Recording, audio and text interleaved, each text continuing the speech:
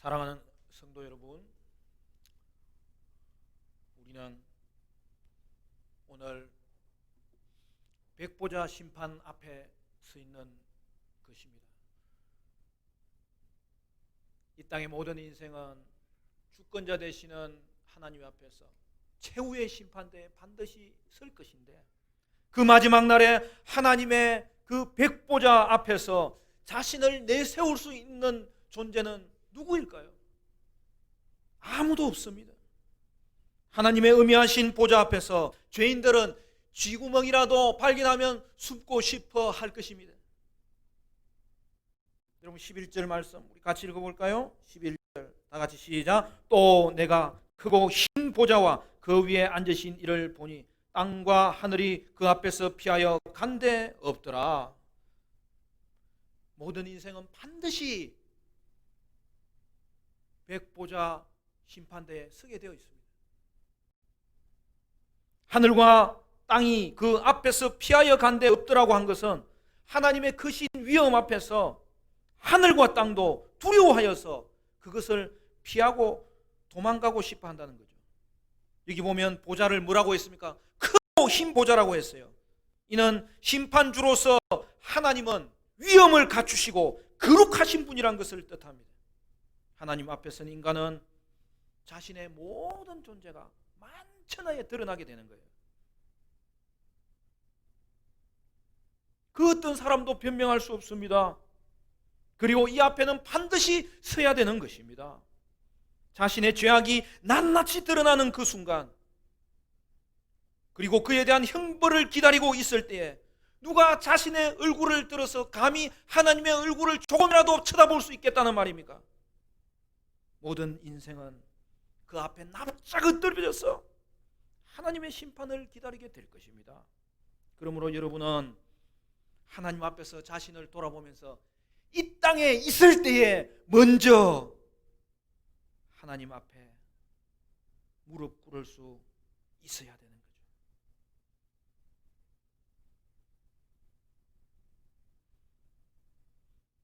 저는 처음에 하나님을 만났을 때 학생회 수련회 하는 그 밤에 첫째 날은 강사님의 말씀이 뭐 이렇게 잘 들려오지도 않았어요. 남들은 울며 불며 기도하는데 한편으로는 아니 왜 저러나 그런 마음도 들고, 또 한편으로는 주님 저는 왜 아무 감동이 없습니까? 그런 마음도 들었어요. 마지막 날 간절한 마음으로 찬송하며 기도하며 예배를 준비하고 있는데 그때부터 내 마음을 하나님이 움직이기 시작하셨어요. 하나님의 말씀이 토시 하나조차도 내 가슴에 박혀져 다가오는데,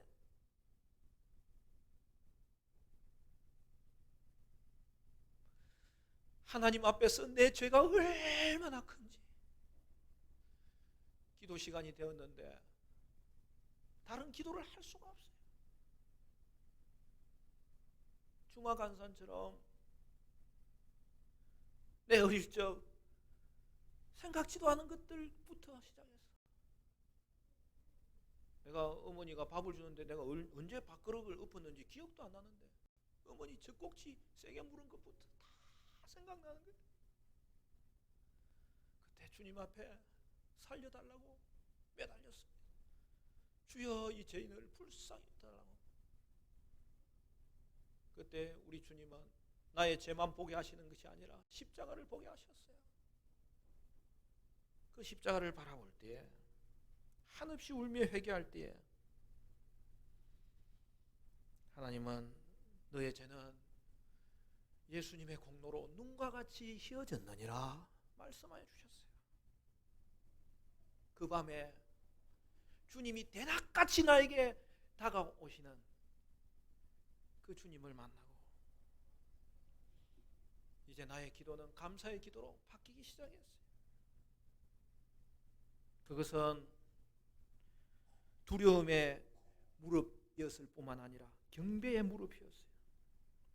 사랑하는 성도 여러분, 이 땅에서 왕이신 하나님 앞에 무릎 꿇을 수 있는 자는 마지막 날에 그분 앞에서 두려움으로 서지 않을 수 있습니다. 그날에 주님은 우리를 기쁨으로 맞아주시며 그 넓은 품에 안아 주실 것이고, 우리는 주님을 기쁨으로 맞이하며 그 앞에 서게 될 것입니다. 예수 안에서 죽은 자만이 그 앞에 설 수 있습니다. 예수 믿고 죽은 자, 예수 믿고 주님 앞에 서는 자만이 하나님의 보좌 앞에서 기쁨으로 서게 될 것입니다. 전부여 의지없어서 손 들고 옵니다. 주 나를 박대하시면 나 어디 서리까. 요즘엔 찬송 가사가 바뀌어가지고 저는 옛날 찬송이 몸에 주님이 나를 외면하시면 내가 어디 설 수 있느냐. 여러분, 주님이 외면하시면 우리가 어디에 설 수 있습니까? 불꽃 같은 손으로 감찰하시는 그 주님 앞에 어디에 설 수 있어요? 우리는 잡혀서 백보자 심판 앞에 끌려 나올 것입니다. 그러나 사랑하는 성도 여러분, 우리가 예수님과 함께라면 백보자 심판 앞에서 기쁨으로 당당하게 서게 될 것입니다. 오늘 본문은 우리 인생이 서게 될 최후의 심판을 말씀하고 있어요. 최후의 심판에 대한 묘사는 너무나 세밀해요. 한 구절 한 구절이 너무나 중요해요. 12절 말씀 보세요. 우리 다 같이 읽습니다. 시작. 또 내가 보니 죽은 자들이 큰 자나 작은 자나 그 보좌 앞에 서 있는데 책들이 펴있고 또 다른 책이 펴졌으니 곧 생명책이라. 죽은 자들이 자기 행위를 따라 책들에 기록된 대로 심판을 받으니. 큰 자나 작은 자나 모든 사람이 하나님의 보좌 앞에 섭니다. 심판의 대상에 있어서는 그 어떤 신분상의 구별이나 차별이 없어요.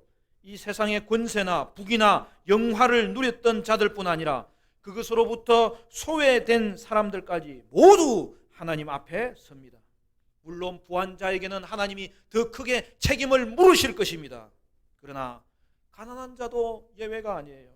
그러므로 사랑하는 성도 여러분, 부한 자나 강한 자나 모두가 예수님을 반드시 믿어야 하는 것이죠.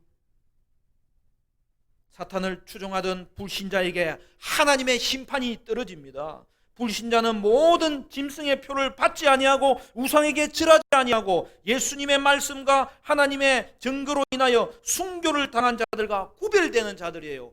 구분되는 자들이에요. 다른 곳에 서게 됩니다. 불신자는 짐승을 따랐고 바벨론이 제공하는 세상의 단맛을 맛보며 취하여 살았습니다. 그러므로 불신자는 자신이 행한 죄악으로 말미암아 심판을 받는 거예요.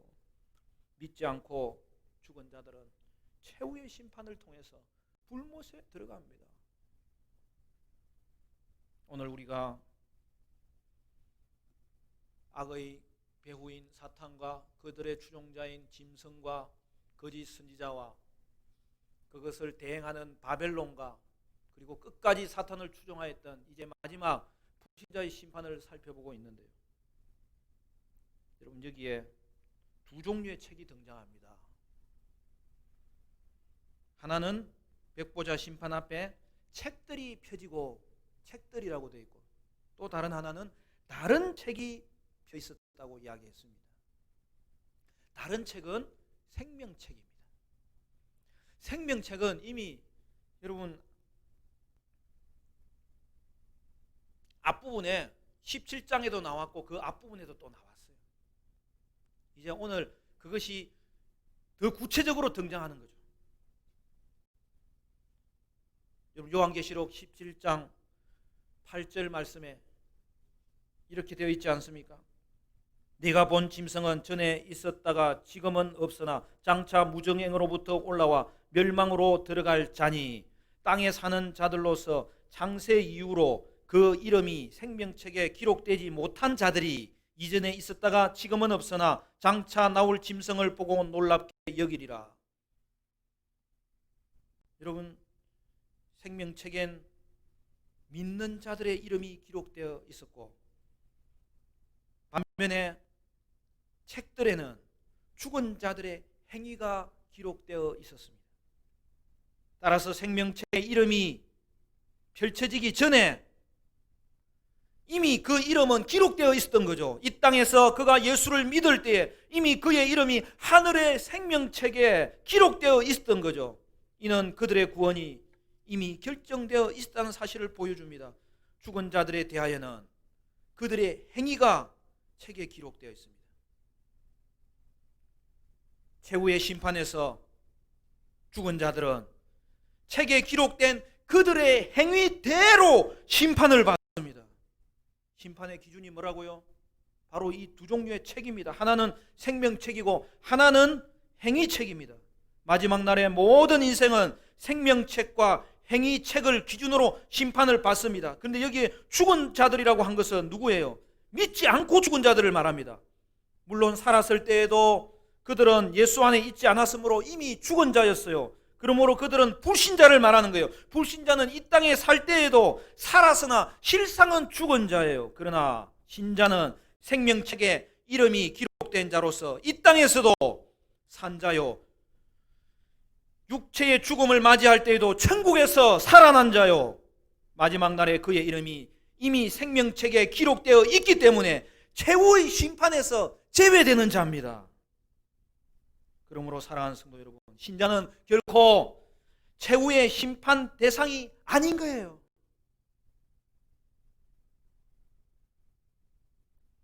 최후의 심판에서 대상자는 불신자예요.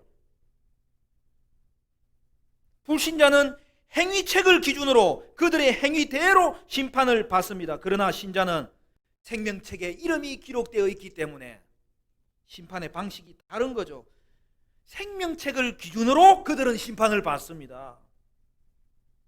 따라서 신자는 심판의 대상이 아니라 구원의 대상이죠. 불신자는 행위의 심판으로 불못에 들어가고 신자는 구원의 심판으로 영생복락 면류관을 쓰게 된다는 사실이죠.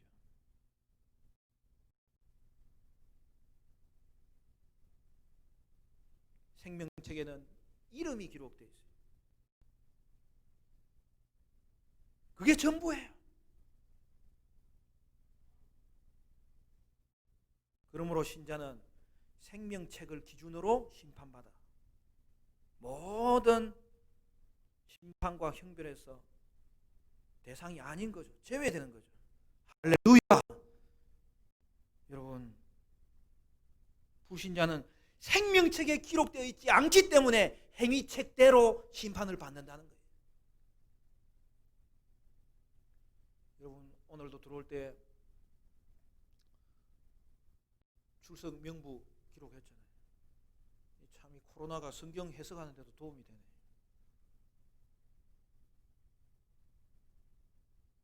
여러분, 오늘 이 생명책의 명부는 하나님 나라의 명부예요. 하나님 나라의 주민등록증과 같은 거예요.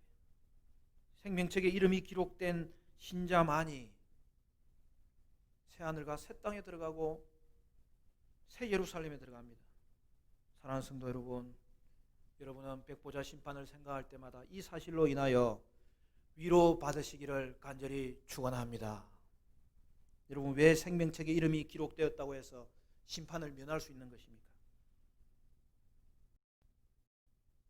우리가 요한계시록 13장에서도 살펴봤어요. 13장 8절 말씀 이렇게 기록되어 있습니다. 죽임을 당한 어린 양의 생명책에 창세 이후로 이름이 기록되지 못하고 이 땅에 사는 자들은 다 짐승에게 경배하리라. 왜냐하면 생명책은 어린 양의 생명책이기 때문입니다. 여러분, 생명책의 완전한 이름이 뭐라고요? 어린 양의 생명책이에요.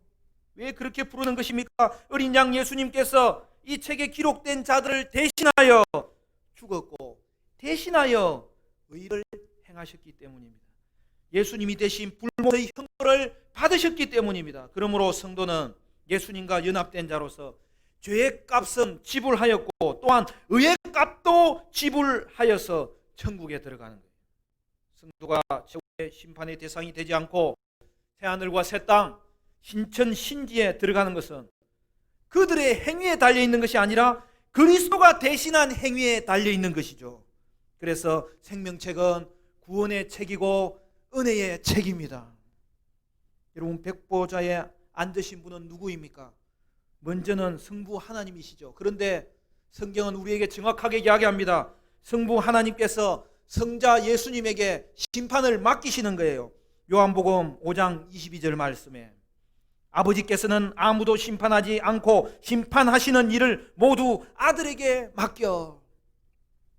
그러므로 최후의 심판자는 하나님 아버지일 뿐만 아니라 심판을 직접 행하시는 분은 예수 그리스도세요.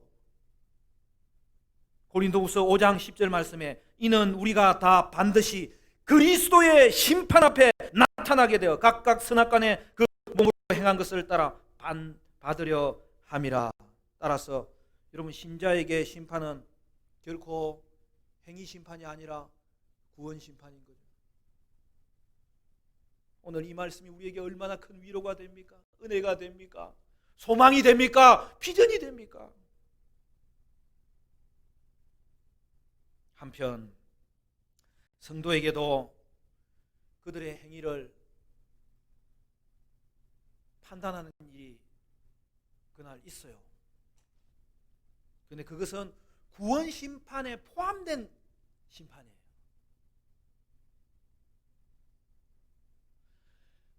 성도들은 구원 심판에 포함된 것으로서 신자의 행위대로 상을 주기 위해서 상급 심판을 받는 거죠.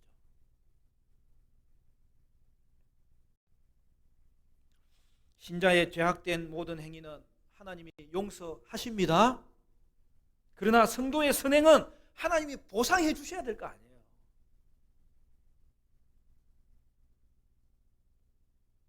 그날에 음주 집사들은 부끄러울 거예요.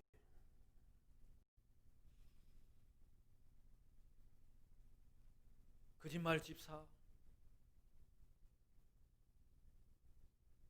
게으름 집사,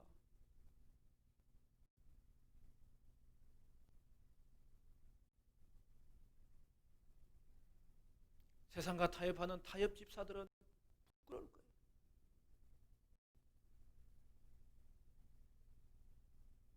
집사님들만 고개 숙이지 말고 다 고개 드세요. 목사의 책임은 얼마나 큰지. 그러나 여러분이 이 땅 가운데서 거룩해 있는 것, 우리가 성화라 그러잖아요. 성화된 만큼 하나님이 또한 상 주실 거예요. 사랑하는 성도 여러분, 오늘도 저와 여러분은 더욱 더 거룩해져서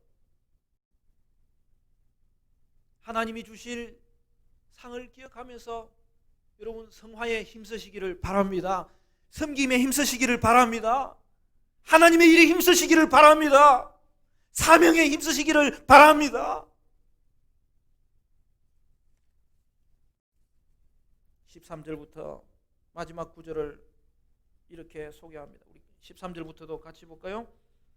같이 읽읍시다. 시작. 바다가 그 가운데에서 죽은 자들을 내주고 또 사망과 음부도 그 가운데에서 죽은 자들을 내주매 각 사람이 자기의 행위대로 심판을 받고 사망과 음부도 불못에 던져지니 이것은 둘째 사망 곧 불못이라. 누구든지 생명책에 기록되지 못한 자는 불못에 던져지더라.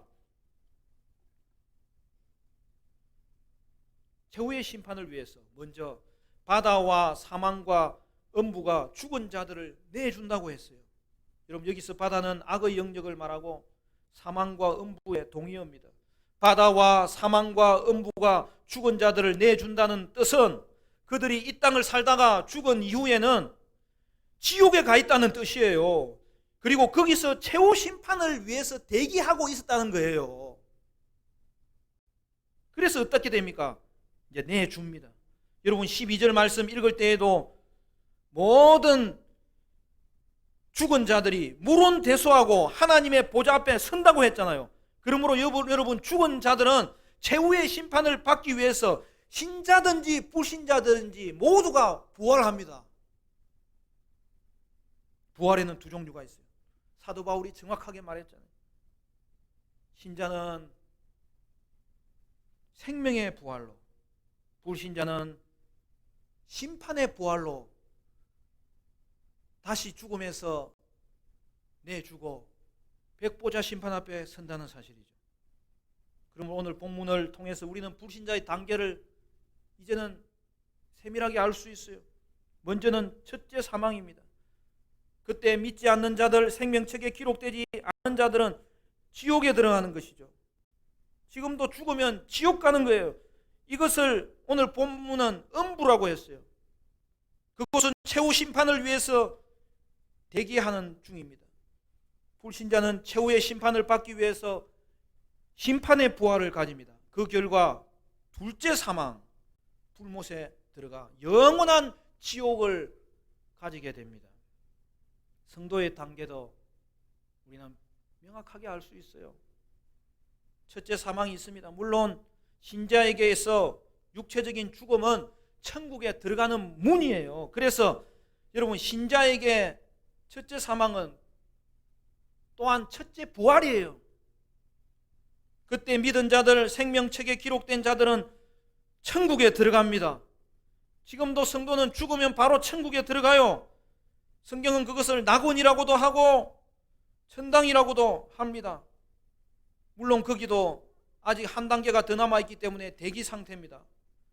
신자는 최후의 심판을 위해서 생명의 부활을 가지게 되고, 우리는 이것을 둘째 부활이라고 그러는 거죠. 그 결과 새하늘과 새 땅, 즉 영원한 천국에 들어가게 되는 것이고, 하나님의 나라를 소유하게 되는 것이고, 영생복락에 들어가게 되는 것이죠. 여러분, 정리하면 불신자는 첫째 사망이 있고 지옥에 들어가서 대기하였다가 무슨 부활요? 심판의 부활을 입어서 백보자 앞에 섰다가 둘째 사망, 불못에 영원한 지옥에 들어가는 거죠. 성도는 첫째 사망은 그것이 죽음이 아니라 첫째 부활이어서 천국에 들어가고, 마지막 날에 그들은 생명의 부활로 주님 앞에 설 때에 하나님은 구원 심판으로 역사하시사 그들에게는 새하늘과 새 땅, 영원한 천국을 허락해 주시는 것이죠. 정돈이 되죠, 여러분? 불신자는 첫째 사망이 지옥에 들어가는 것이고, 그로 인하여 결국에는 심판의 부활로 백보자 앞에 섰다가 둘째 상황, 불못, 영원한 지옥에 들어가고, 신자는 첫째 사망이 곧 첫째 부활이요, 천국에 들어가고 생명의 부활을 통하여 주님 앞에 섰을 때에 주님은 그들을 인정하시고 그들을 온전히 변화시켜 주셔서 그것은 둘째 부활이 되게 하심으로 신천신지 가운데, 영원한 천국 가운데 영생복락 면류관을 허락해 주신다는 사실이죠. 여러분, 이제 모든 것이 명확하게 밝혀져 있어요.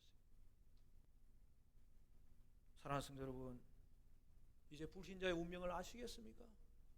그리고 성도의 존귀한 운명을 아시겠습니까? 여러분, 이 땅에서 먼저 왕이신 예수님을 믿고 의지하며 그분 앞에 무릎을 꿇고 경배하는 자들은 하나님께서 이 땅에서도 생명에 속한 자,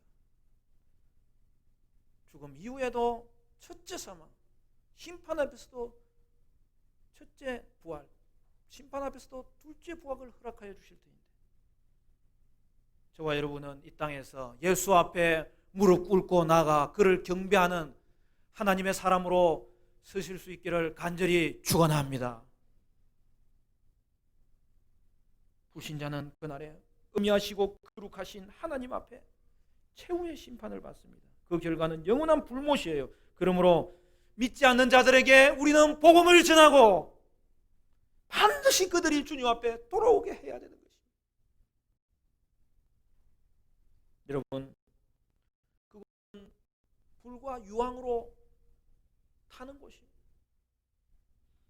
구더기도 죽지 않고 소금 치듯이 타는 곳입니다. 여러분, 인간에게 줄 수 있는 가장 큰 고통이 뭘까요?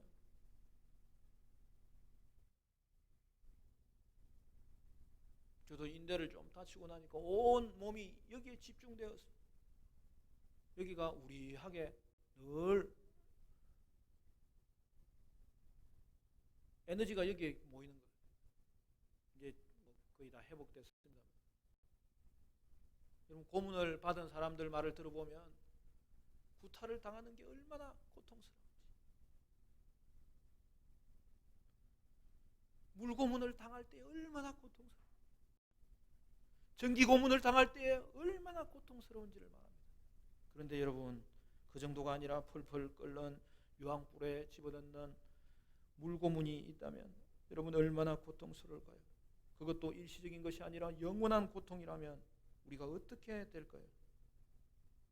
다음 주에는 성도가 영원히 거하는 새하늘과 새 땅에 대해서 나누겠습니다. 말씀을 뵙겠습니다. 사랑하는 성도 여러분, 여러분은 의미하신 하나님의 보좌 앞에서 생명책을 통해 이름이 불리어져서 영생복락을 누리는 아름답고 존귀한 하나님의 성도들 되시기를 바라고, 이 땅에서도 예수님 앞에 무릎 꿇고 그분을 경배함으로 말미암아 천국을 맛보고 복음을 전하고 성김의 아름다운 직분을 감당하는 주님의 백성들 되시기를 주님의 이름으로 간절히 축원합니다.